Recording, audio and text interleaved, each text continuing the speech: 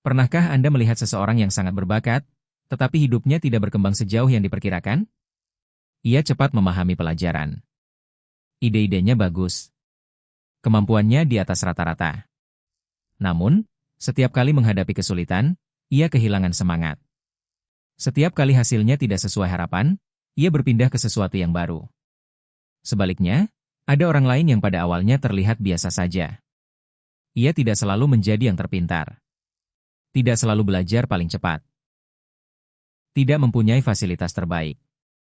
Namun, ia terus datang. Terus berlatih. Terus memperbaiki kesalahan. Dan ketika orang lain mulai bosan atau menyerah, ia masih berjalan. Beberapa tahun kemudian, orang yang dahulu dianggap biasa justru melampaui mereka yang jauh lebih berbakat. Mengapa hal itu dapat terjadi? Angela Duckworth menawarkan jawabannya melalui satu kata. Grit. Grit adalah perpaduan antara passion terhadap tujuan jangka panjang dan kegigihan untuk terus memperjuangkannya. Bukan semangat sesaat, melainkan kesetiaan terhadap sesuatu yang penting dalam waktu yang panjang. Selamat datang di Level Up Your Mind Baca Buku. Dalam video ini, kita akan memahami mengapa bakat tidak menjamin pencapaian, mengapa usaha mempunyai peran yang jauh lebih besar daripada yang sering kita bayangkan, dan bagaimana ketekunan dapat dibangun melalui minat, latihan, tujuan, serta harapan. Simak hingga akhir, karena kita juga akan membahas satu kesalahan berbahaya. Mempertahankan semua tujuan secara keras kepala atas nama kegigihan. Bagian 1, kita terlalu terpesona oleh bakat. Manusia menyukai cerita tentang bakat alami. Kita melihat seseorang bermain musik dengan indah, lalu berkata, dia memang berbakat. Kita melihat murid mendapat nilai tinggi, lalu menyimpulkan, dia memang pintar. Kita melihat pengusaha sukses berbicara dengan percaya diri, lalu berpikir, dia memang dilahirkan untuk menjadi pemimpin. Masalahnya, ketika terlalu mengagungkan bakat, kita sering tidak melihat proses panjang yang berada di belakang hasil tersebut. Kita melihat penampilannya, tetapi tidak melihat latihan yang berulang. Kita melihat keberhasilan, tetapi tidak melihat kegagalan yang mendahuluinya. Kita melihat hasil akhir, tetapi tidak melihat tahun-tahun ketika orang tersebut bekerja tanpa banyak perhatian.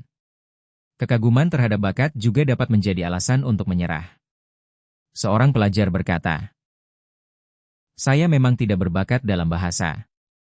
Seorang guru berkata, saya memang tidak kreatif membuat media pembelajaran.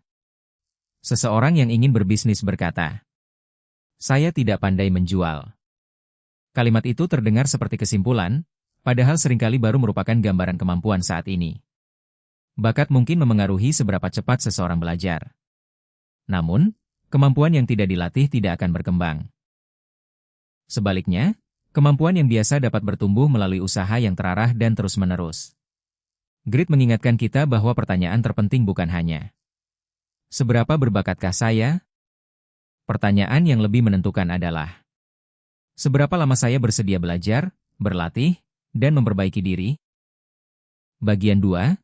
Usaha dihitung 2 kali. Angela Duckworth menjelaskan hubungan antara bakat, usaha, keterampilan, dan pencapaian melalui 2 rumus sederhana. Bakat dikalikan usaha menghasilkan keterampilan. Kemudian, keterampilan dikalikan usaha menghasilkan pencapaian. Artinya, usaha bekerja 2 kali. Pertama, usaha mengubah potensi menjadi kemampuan. Kedua, usaha membuat kemampuan tersebut menghasilkan sesuatu yang nyata. Bayangkan 2 orang belajar berbicara di depan umum. Orang pertama memiliki suara yang bagus dan mudah tampil percaya diri. Namun, ia jarang berlatih. Orang kedua pada awalnya gugup.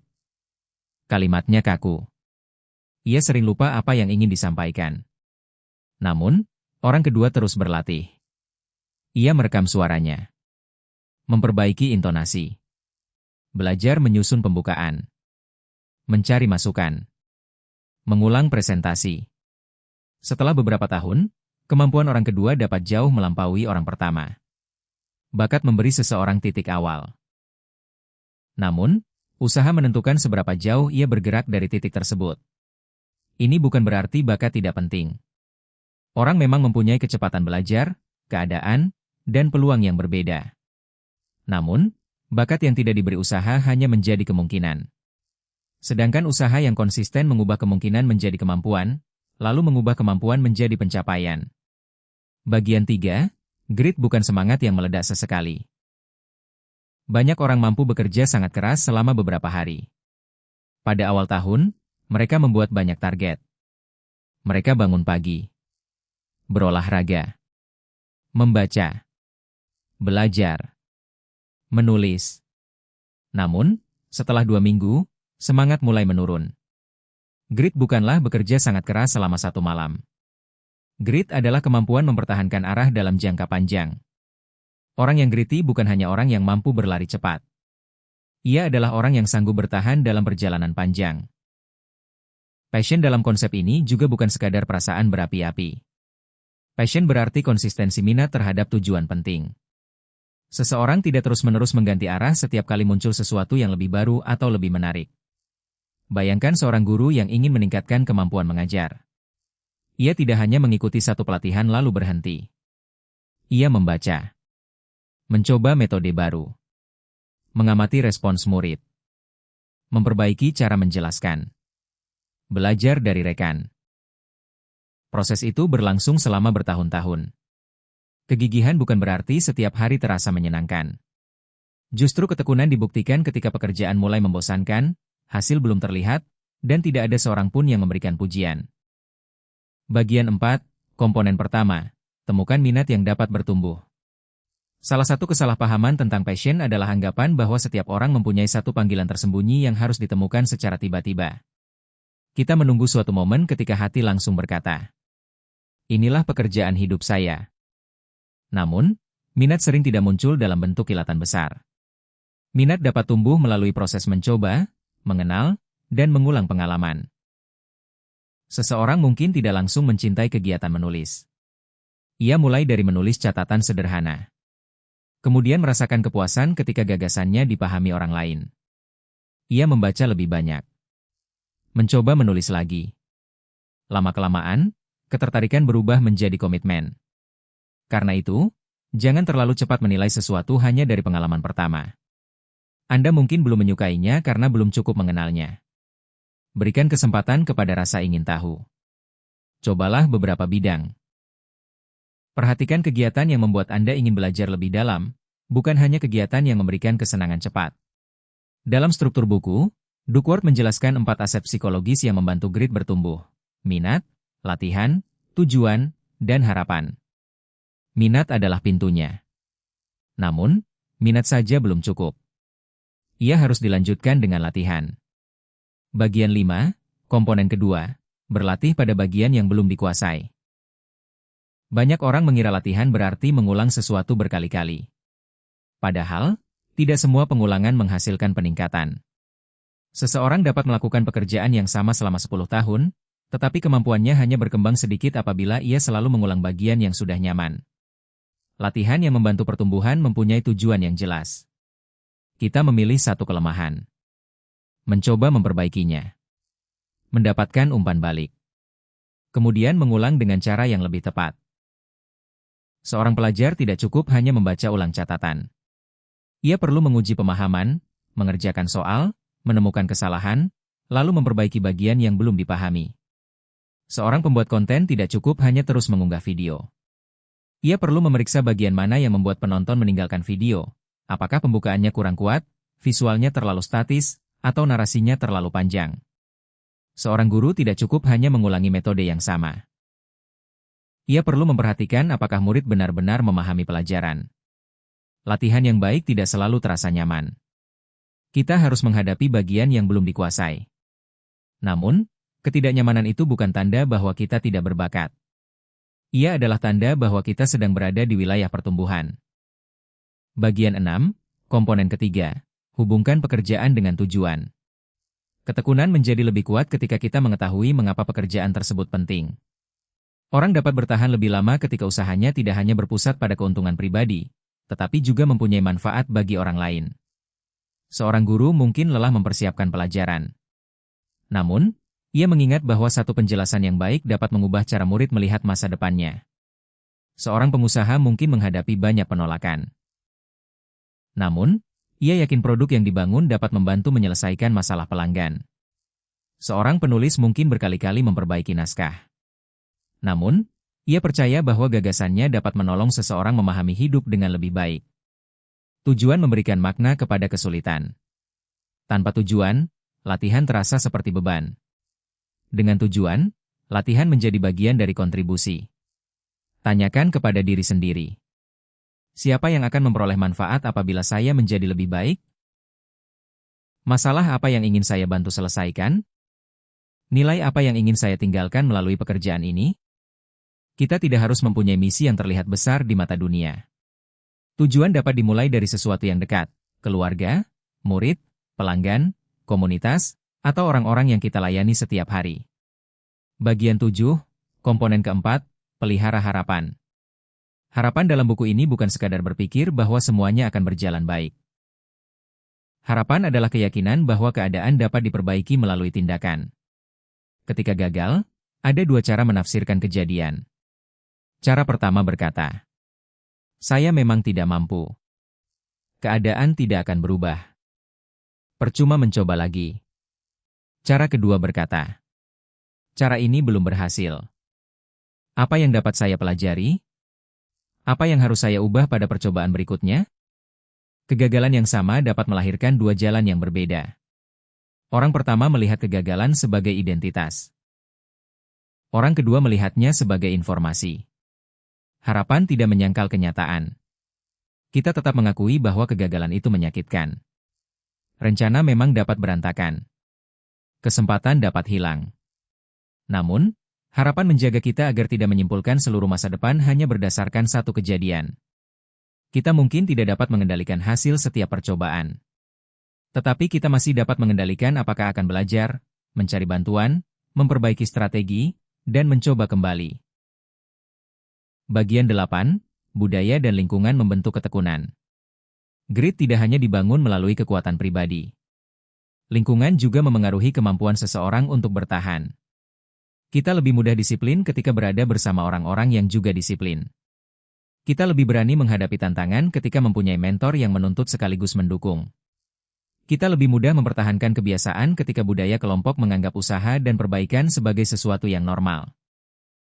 Sebaliknya, lingkungan yang penuh ejekan, tidak menyediakan kesempatan, atau terus merusak keyakinan diri dapat membuat ketekunan jauh lebih sulit.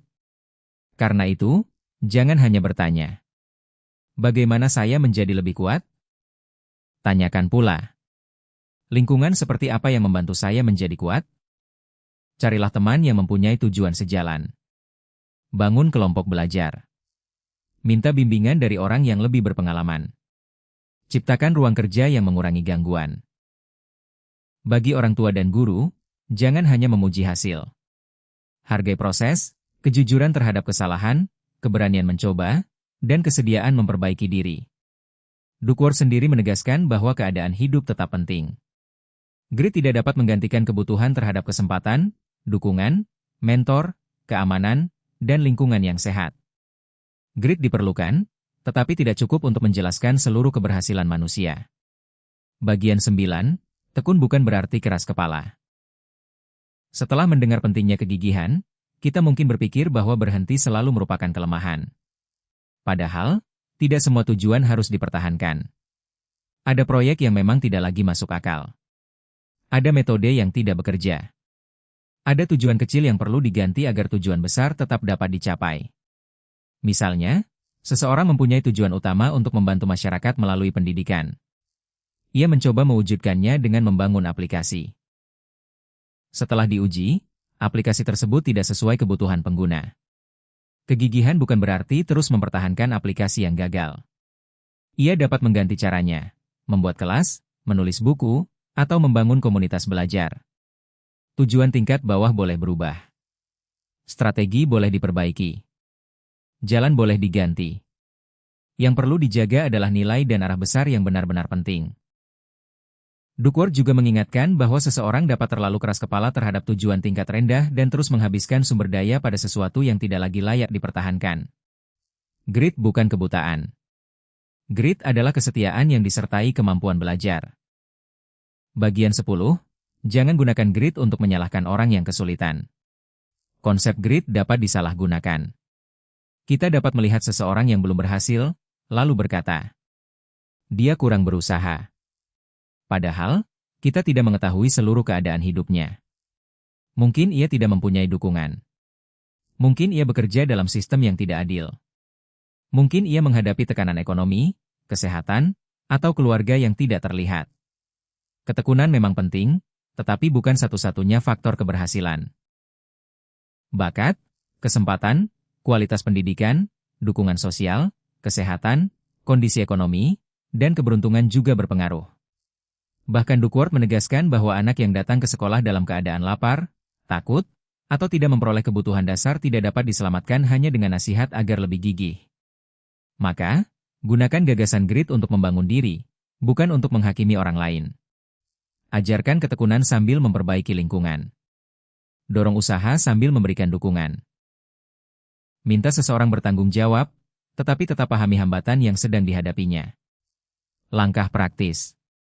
Berikut 6 cara untuk mulai membangun grit secara realistis. 1. Pilih satu tujuan jangka panjang. Jangan mengejar terlalu banyak arah sekaligus. Tentukan satu tujuan yang benar-benar penting dan layak diperjuangkan selama beberapa tahun. 2. Tuliskan alasan terdalamnya. Lengkapi kalimat. Tujuan ini penting karena. Alasan yang jelas akan membantu ketika semangat mulai menurun. 3. Buat latihan yang spesifik. Jangan hanya berkata, saya ingin lebih baik. Tentukan satu kemampuan yang ingin diperbaiki dan satu ukuran kemajuan yang dapat diamati. 4. Minta umpan balik. Carilah guru, mentor, rekan, atau pelanggan yang dapat menunjukkan kelemahan yang tidak Anda lihat sendiri. Kritik yang tepat mempercepat pertumbuhan. 5. Catat kemajuan kecil. Bandingkan diri Anda dengan kemampuan sebelumnya, bukan hanya dengan pencapaian orang lain. Kemajuan yang kecil tetap penting apabila arahnya benar. 6. Evaluasi strategi, bukan langsung meninggalkan tujuan. Ketika gagal, tanyakan. Apakah tujuan saya yang salah, atau cara saya yang perlu diperbaiki? Jangan menyerah hanya karena strategi pertama tidak berhasil. Tantangan 7 hari. Latih otot kegigihan. Selama 7 hari, pilih satu kegiatan penting yang sering Anda hindari. Kerjakan pada waktu yang sama minimal 30 menit setiap hari. Hari pertama, tentukan tujuan dan alasan. Hari kedua, pilih satu kelemahan untuk diperbaiki. Hari ketiga, lakukan latihan tanpa gangguan. Hari keempat, minta masukan dari seseorang. Hari kelima, perbaiki bagian yang paling sulit. Hari keenam, lanjutkan meskipun semangat sedang rendah.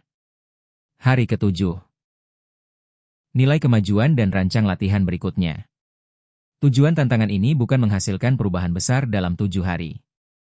Tujuannya adalah membuktikan bahwa Anda dapat terus berjalan meskipun perasaan berubah.